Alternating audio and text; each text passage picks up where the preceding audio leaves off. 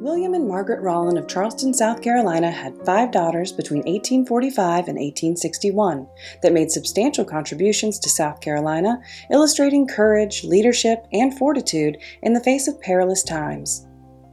As activists, authors, teachers, abolitionists, and feminists, these sisters' imprint on the state came during a time when Black women were not granted access to the corridors of power.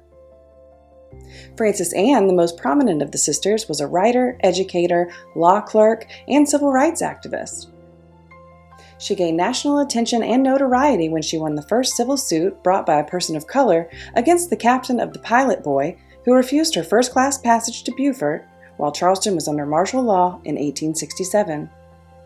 She also wrote the earliest diary of a Southern Black woman and the earliest full-length biography by a person of color in 1868, using her nickname turned pen name, Frank A. Rollin.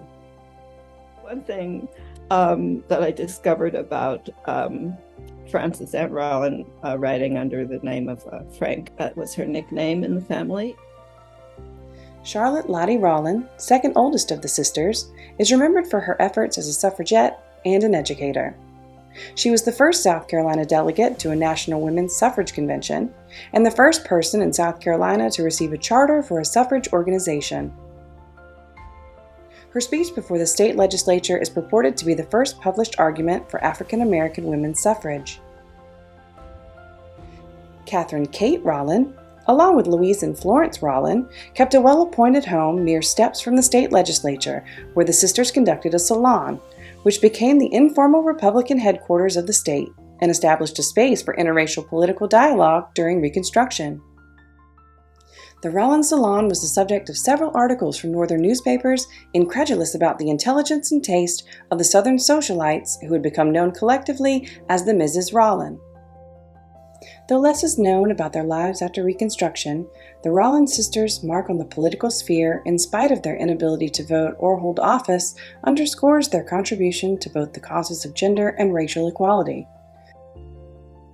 Frances's literary contributions are perpetuated through her published works and through the Frances Frank Rollin Fellowship, awarded each year to authors working on a biographical work about an African American figure or figures whose story provides a significant contribution to our understanding of the Black experience. Well, it's a great honor, and I'm absolutely delighted that they are coming to the forefront. That these women are coming to the forefront. They worked hard for it.